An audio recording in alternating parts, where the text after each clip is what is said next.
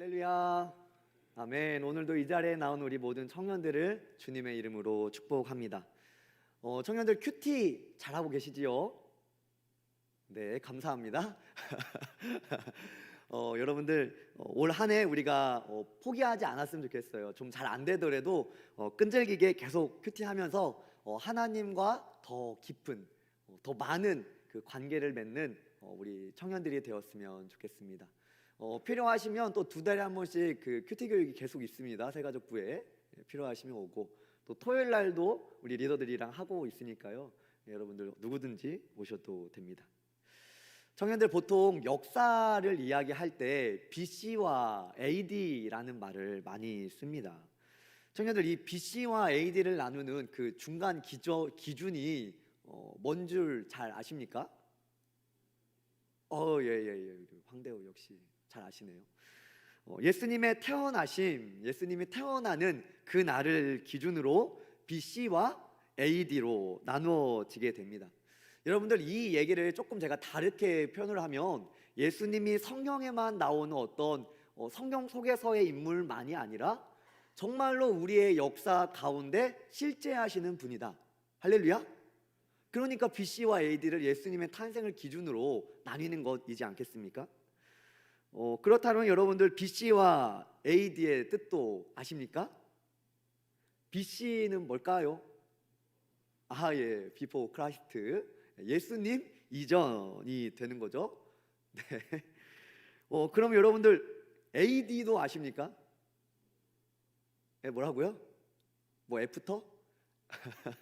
네. 사실 BC는 이 영어여가지고 많이들 알아요. Before Christ라고, 예수님 이전. 이 AD는 그 안노 도미니라고 합니다. 이게 여러분들 그 영어가 아니라 라틴어예요. 라틴어. 이 안노라는 뜻은 해, 1년을 뜻하고요. 이 도미니는 주님의라는 뜻을 가지고 있습니다. 그럼 연결하면은 안노 도미니가 무슨 뜻일까요? 저 따라합니다. 주님의 해. 주님의 해가 되는 거예요. 주님의 1년 뭐 이런 게 되겠죠. 예수님을 믿는 사람들뿐만 아니라 믿지 않는 사람들 역시도 BC와 AD로 표시를 하고 그렇게 쓰고 있습니다. 우리는 이 AD의 시간 가운데 살아가고 있지요. 오늘 우리가 함께 읽은 이 마태복음 24장 말씀은 이 마지막 때라는 주제, 그 다음에 재림이라는 주제, 그리고 우리가 그 가운데 좀 느낄 수 있는 이 재림의 지연. 뭐라고요? 재림의, 좀 어렵죠? 저 따라합니다. 재림의 지연. 벌써 하품하는 사람이 있는데 재림의 지연, 오늘 말씀을 통하여 알 수가 있어요. 우리가 함께 읽은 이 24장의 전반부를 보게 되면 먼저 마지막 때에 일어날 징조 중에 많은 어려움들에 대해서 말씀해 주고 있습니다. 전쟁이 일어나고요, 기근이 오고 박해 등이 옵니다. 근데 여러분들 사실 예수님 이 마태복음이 쓰여졌던 당시에 정말로 사실 이 전쟁과 기근과 이 어려움 박해 등이 이 AD 70년 안에 다 일어났습니다. 여러분들 예수님께서 그 공생애를 시작하신 나이가 몇 살인 줄 혹시 아시나요, 여러분들? 30세부터 하시잖아요. 그러니까 이거를 역사적으로 좀 생각을 해보면 AD 30년부터 AD 33년까지 예수님께서 공생애 기간을 가지셨던 거예요. AD 몇 년부터 몇 년? 30년에서 33년까지. 네, 맞습니다.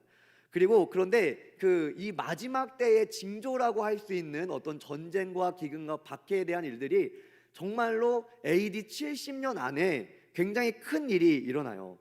특별히 이 마태복음에는 이런 말씀이 있잖아요. 너희들이 이 성전을 보느냐? 벽돌 위에 벽돌도 하나도 남김없이 다 무너뜨리리라 라는 말씀이 있잖아요.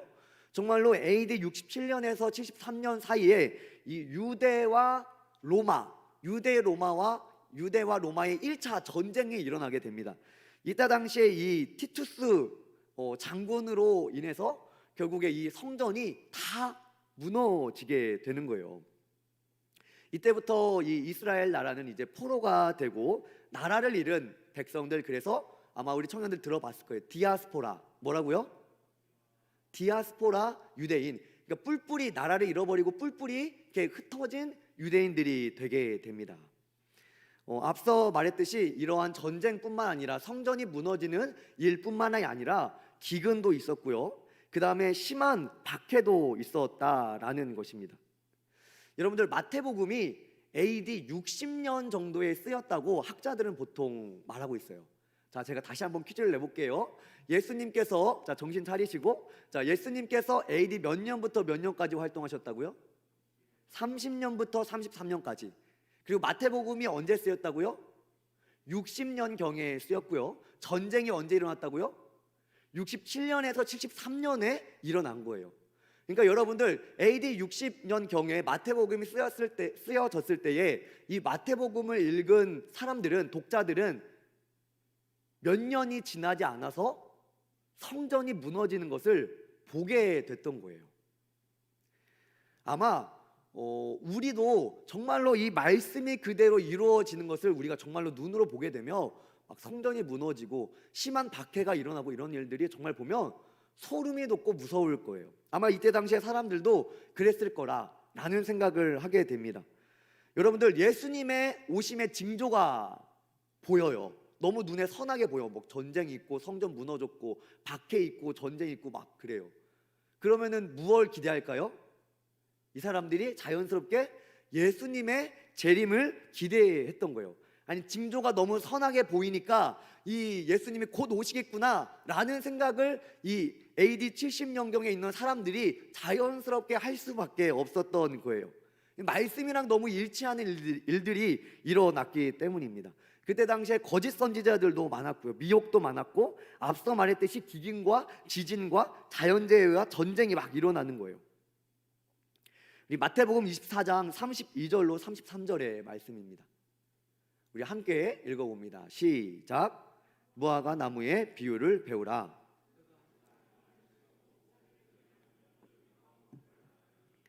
이와 같이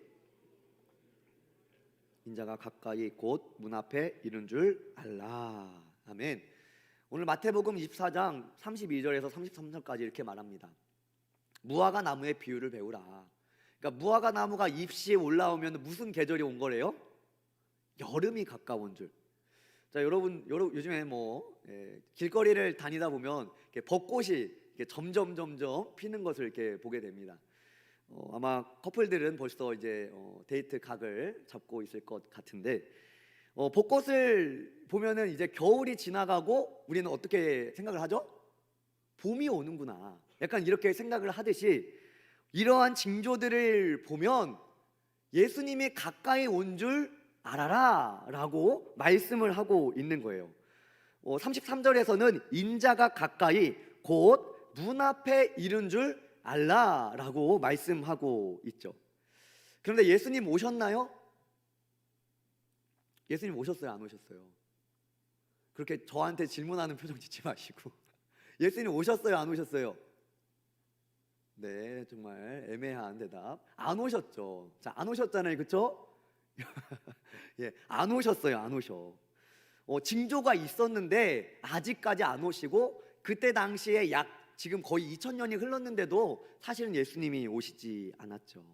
아마 초대교회 성도들은 이 예수님의 이 재림이 지연되는 것을 보면서 사실 많이 지치기도 했을 것이에요. 그런데 분명한 것은 이 마태복음 24장과 25장에 이르기까지 많은 비유들이 등장하게 되는데, 이 모든 비유가 예수님의 재림에 대한 비유를 하고 있다라는 거예요. 우리 성경을 조금 좀 많이 찾아보면서 읽겠습니다. 마태복음 24장 40절로 42절입니다. 우리 함께 읽습니다. 크게 읽습니다. 시작. 그때에 두 사람이 밭에 있음에 한 사람은 데려가고 한 사람은 버려둠을 당할 것이요, 두 여자가 맷돌질을 하고 있음에 한 사람은 데려가고 한 사람은 버려둠을 당할 것이니라. 그러므로 어느 날에 주의 해가 임하는지를 너희가 알지 못함이니라. 아멘. 두 사람이 있는데 한 사람은 데려감을 당하고 한 사람은 버려둠을 당하고. 그런데 이 날이 언제래요? 아무도 모르니. 그리고 우리에게 무엇라고 말합니까? 깨어 있으라. 마태복음 24장 43절과 44절입니다. 우리 한 번 더 읽습니다. 시작. 너희도 아는 바니 만일 집 주인이 도둑이 어느 시각에 올 줄을 알았더라면 깨어 있어 그 집을 뚫지 못하게 하였으리라. 이러므로 너희도 준비하고 있으라. 생각하지 않은 때에 인자가 오리라. 아멘. 언제 오신대요? 생각하지 않은 때. 예수님의 오심이 어떻게 비유되고 있습니까? 마치 도둑이 오는 것과 마찬가지라고 합니다. 여러분들의 집에 도둑이 오늘 밤 11시에 온다 그러면 여러분들 어떻게 할 거예요? 든든한 약간 우리 친구들 데리고 있던지, 아니면 CCTV를 설치하던지, 문을 막 한 3개는 잠가 놓던지 뭔가 대비를 하고 있겠죠. 그런데 도둑은 그렇게 오지 않죠. 되게 모르게 오잖아요. 그래서 오늘 말씀에서는 우리로 하여금 뭐 하라고 합니까? 깨어 있으라. 준비하고 있으라. 할렐루야. 주님의 재림의 날은 생각하지 않은 때에 인자가 오리라 라고 말씀하고 있습니다. 25장에서는 이것을 또 비유로 많이 말씀하고 있어요. 그 유명한 또 10처녀의 비유입니다. 5처녀는 기름을 준비했고 5처녀는 기름을 준비하지 않았어요. 이 마지막에도 결론을 이렇게 내세요. 마태복음 25장 13절 말씀입니다. 우리 함께 읽습니다. 시작.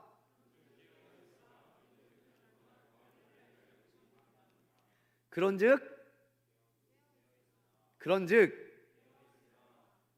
계속해서 반복하고 있죠. 깨어 있어라, 깨어 있어라, 준비하라, 깨어 있어라.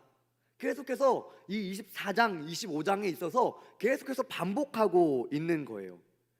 여러분들, 우리가 예수님의 그 다시 오심을 우리는 기다리며 살아가는데 우리가 어떤 자세로 살아야 하냐? 깨어 있으라, 준비하라, 또 깨어 있으라. 할렐루야.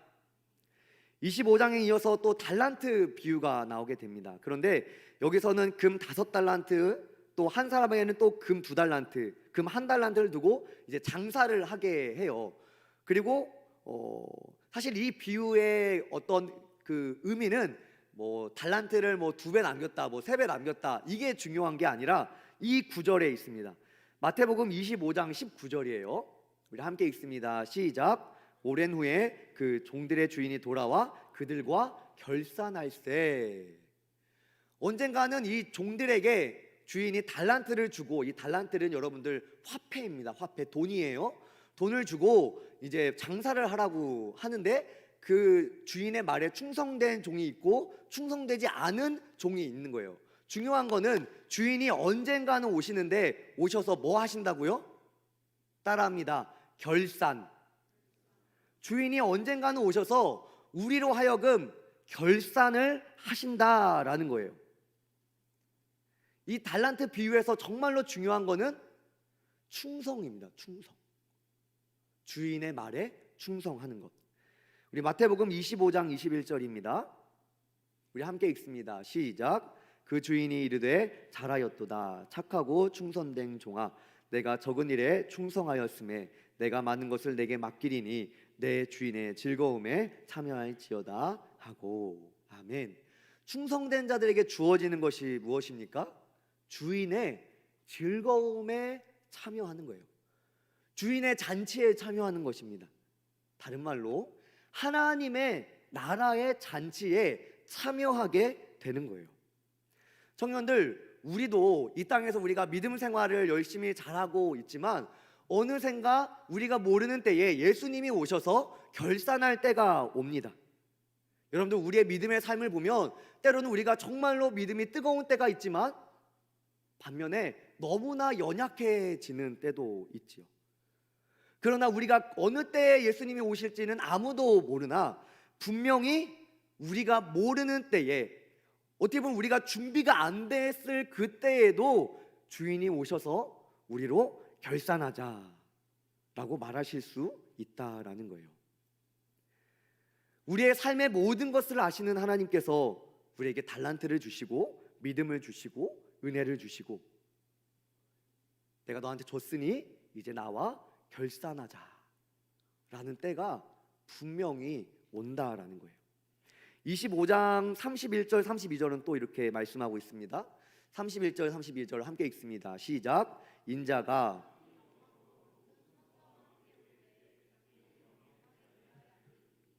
모든 민족을 그 앞에 모으고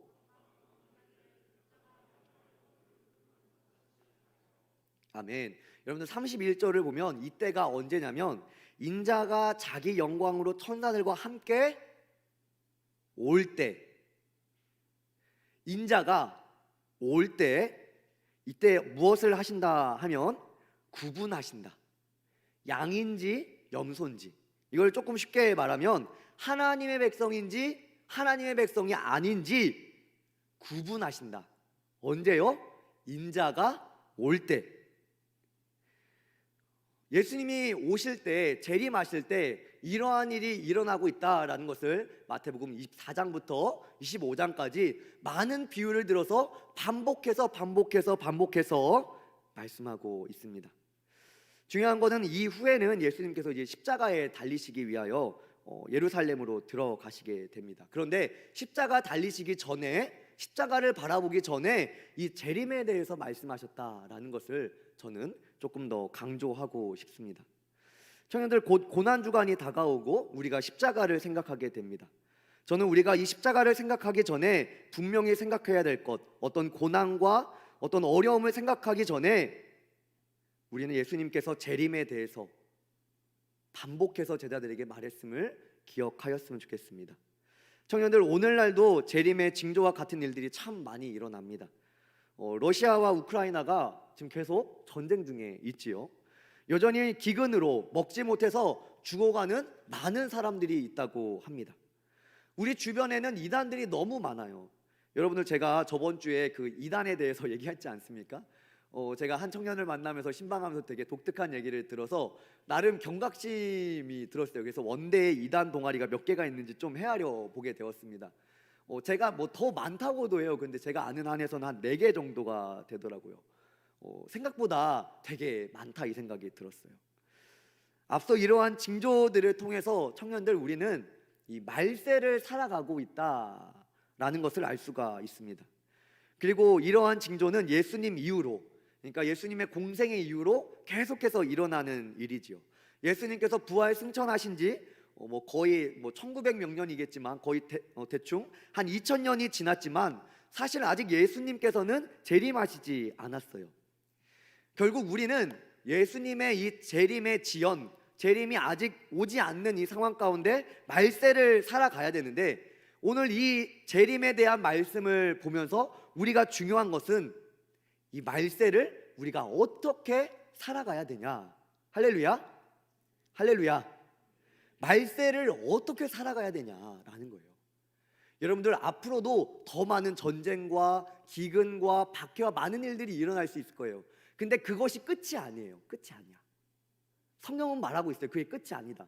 그러면 우리는 예수님의 재림을 기다리지만 사실 언제 올지 아무도 모르는 이 애매한 시기를, 목사님들은 이걸 이제 저를 포함해서 이미와 아직이라고 얘기를 하는데 좀 어려운 개념이에요. 이러한 시간들을 우리가 보내는데, 중요한 건, 우리 청년들에게 중요한 건 지금 우리가 어떻게 살아가야 되냐라는 거예요. 청년들, 앞서 많은 비유에서 예수님은 이렇게 말씀하세요.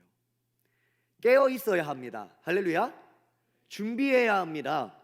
또 깨어 있어야 합니다. 할렐루야.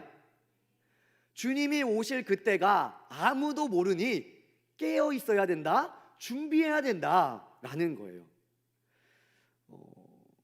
청년들, 구원을 받고 복음을 전했던 사도 바울은 이 말세를 이렇게 살았다고 고백합니다. 사도행전 20장 23절 24절입니다. 우리 함께 읽습니다. 시작.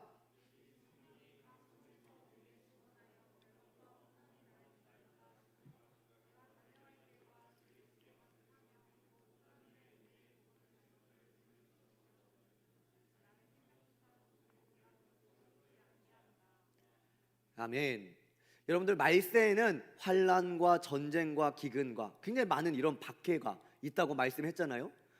사도 바울이 이렇게 말합니다. 나의 앞에 결박과 환난이 나를 기다린다 하시나 사명, 하나님의 은혜의 복음을 증언하는 일을 마치려 하면은 나의 생명조차 조금도 귀한 것으로 여기지 아니하노라. 아멘.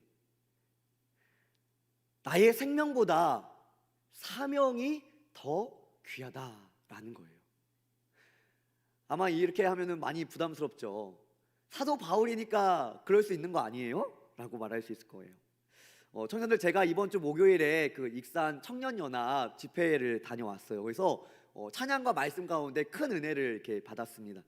네, 목사님의 말씀 가운데 김태훈 선교사님에 대한 예화가 있어서 우리 청년들과 함께 나누고자 합니다. 김태훈 선교사님이 선교사가 되시기 전에 어떤 분이셨냐? 의사하셨대요. 여러분들 서울 아산병원 아십니까? 네, 별로 모르는, 관심 없는 분인데 서울 아산병원이라는 이 큰 병원이 있어요. 거기서 이제 계시는 의사 선생님이었는데 소아 장기 이식을 국내에서 2명밖에 못하는데 그 2명 중에 한 분이 이 김태훈 선교사님이셨대요. 그러니까 얼마나 명의예요. 사람들이 많이 찾는 사람들이었을 거라 생각이 되는데 어느 날 은혜를 받고 이제 아프리카 선교사로 이제 가시고자 합니다. 이제 아프리카 선교사로 가셔가지고 좀 이제 시간을 보내고 있는데 어느 날 갑자기 몸이 움직이질 않는 거예요. 그래서 병원을 가보니까 파킨슨 병에 걸렸다고 진단이 나온 것입니다. 여러분들, 파킨슨 병이 뭐냐면 뇌에 문제가 생겨서 움직임에 장애가 나타나는 질병이라고 합니다. 여러분들, 이런 어떤 우리나라에 2명밖에 없는, 그래서 손을 움직여서 치료를 해야 되는데 손이 잘 움직여지지 않는 상황. 여러분들 생각을 해보세요. 이러한 귀한 재능을 가지고 선교지에 나갔으면 하나님께서 정말 귀하게 사용해 주셔야 하잖아요. 아마 선교사님이 참 원망도 많이 하지 않으셨을까, 좀 그런 생각을 하는데 마침 그 진단을 받고 돌아오는 길에 비가 왔대요. 이거 얼마나 영화 같은 상황입니까? 참 날씨도 너무나 힘들게 하는 상황인데 선교사님이 그 부엌에 앉아가지고 이제 잠잠하게 기도를 하셨대요. 그런데 그때 갑자기 하나님의 음성이 들리는 거예요. 아들아, 너 돌아가지 않아도 된다. 아들아, 너 돌아가지 않아도 돼.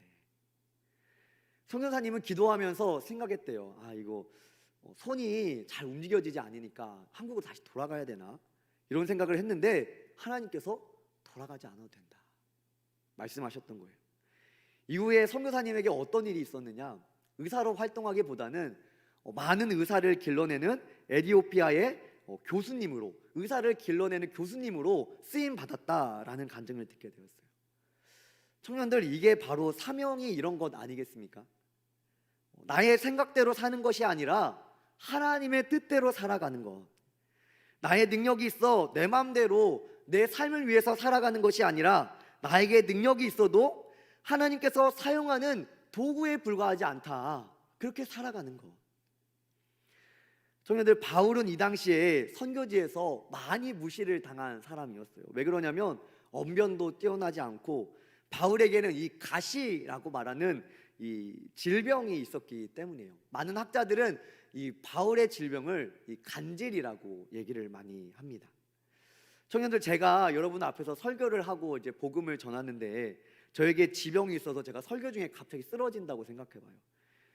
제가 여러분을 걱정하기보단 여러분들이 저를 더 걱정하지 않겠습니까?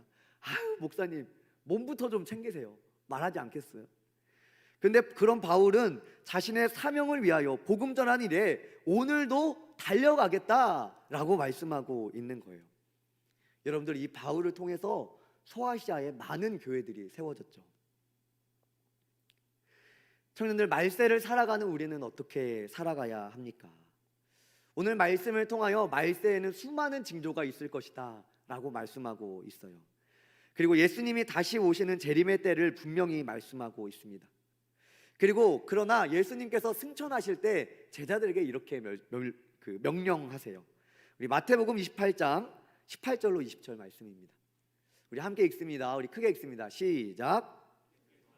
말씀하여 이르시되 하늘과 땅의 모든 권세를 내게 주셨으니 그러므로 너희는 가서 모든 민족을 제자로 삼아 아버지와 아들과 성령의 이름으로 세례를 베풀고 내가 너희에게 분부한 모든 것을 가르쳐 지키게 하라. 볼지어다 내가 세상 끝날까지 너희와 항상 함께 있으리라 하시니라. 아멘. 할렐루야. 청년들, 전도, 이 복음 증거는 우리가 이 말세를 살아가면서 우리가 살아야 할 삶의 모습입니다. 그런데 이 복음 증거는 사실 우리의 힘으로 하는 게 아니에요. 오늘 말씀에서 뭐라 말하냐면 세상 끝날까지 너희와 함께 하리라. 할렐루야. 우리와 함께 하시는 성령님의 능력으로 우리가 행하며 살아갈 수 있는 거예요. 중요한 건 이 사명에 따라 우리는 도구로 쓰임을 받는 것이죠. 살아가는 청년들, 말세를 살아가는 이때에 주님의 귀한 도구가 되시길 바랍니다. 여러분들, 우리가 너무 능력이 없다고 낙담하지 마세요. 하나님은 여러분을 귀하다 말씀하십니다. 반대로 내가 너무 능력이 있어서도 교만하지 마시기 바랍니다. 하나님은 나의 능력대로 사용하지 않고 하나님의 뜻대로 사용하심을 믿으시기 바랍니다. 그러나 능력이 있는 자나 능력이 없는 자나 우리는 우리의 사명을 따라 이 복음 증거의 삶을 잘 감당해야 된다라는 거예요. 제가 이런 말씀을 하고 있지만 사실 저도 많은 찔림이 있습니다. 저도 이 복음을 증거하고 이 목회 사역을 계속하면서 나는 뭐 하고 있나라는 생각이 참 들 때가 많아요. 청년들, 우리 4월 1일 날 우리가 함께 전도를 나가게 되는데요. 우리 청년들 많이들 함께 했으면 좋겠습니다. 우리가 말세를 살아가면서 전도할 때에 우리의 믿음이 더욱더 견고하여질 줄로 믿습니다.